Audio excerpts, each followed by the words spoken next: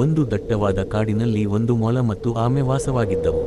ಮೊಲಕ್ಕೆ ತಾನು ತುಂಬಾ ವೇಗವಾಗಿ ಓಡಬಲ್ಲೆ ಎಂಬ ಅಹಂಕಾರವಿತ್ತು.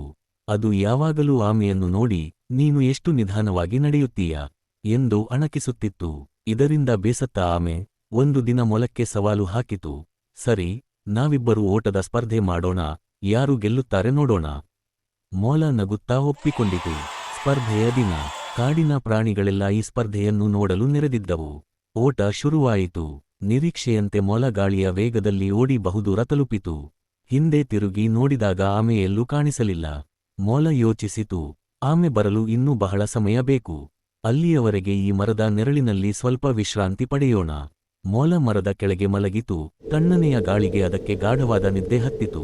ಆದರೆ ಆಮೆ ಎಲ್ಲಿಯೂ ನಿಲ್ಲದೆ ನಿಧಾನವಾಗಿಯಾದರೂ ಸತತವಾಗಿ ನಡೆಯುತ್ತಲೇ ಇತ್ತು. ಅದು ಮಲಗಿದ್ದ ಮೊಲವನ್ನು ದಾಟಿ ಗುರಿಯನ್ನು ತಲುಪಿತು. ಸ್ವಲ್ಪ ಸಮಯದ ನಂತರ ಎಚ್ಚರಗೊಂಡ ಮೊಲ ಆಮೆಗಿಂತ ಮೊದಲು ತಲುಪಬೇಕೆಂದು ಜೋರಾಗಿ ಓಡಿತು. ಆದರೆ ಅಲ್ಲಿಗೆ ತಲುಪುವಷ್ಟರಲ್ಲಿ ಆಮೆ ಈಗಾಗಲೇ ಗೆಲುವಿನ ಗೆರೆಯನ್ನು ದಾಟಿತ್ತು. ಮೊಲ ತನ್ನ ಅಹಂಕಾರಕ್ಕೆ ತಲೆ ತಗ್ಗಿಸಿತು. ಕೇಳಿ ಮಕ್ಕಳೇ ಕಥೆಯ ಸಾರ, ಸತತ ಪ್ರಯತ್ನವೇ ಗೆಲುವಿನ ದಾರ.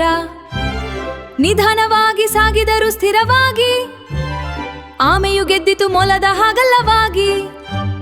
ಸತತ ಪ್ರಯತ್ನ ಮತ್ತು ನಿಧಾನದ ನಡಿಗೆ ಖಂಡಿತ ತರುವುದು ಗೆಲುವಿನ ಹೊಳಿಗೆ. ಸತತ ಪ್ರಯತ್ನ ಮತ್ತು ನಿಧಾನದ ನಡಿಗೆ ಖಂಡಿತ ತರುವುದು ಗೆಲುವಿನ ಹೊಳಿಗೆ.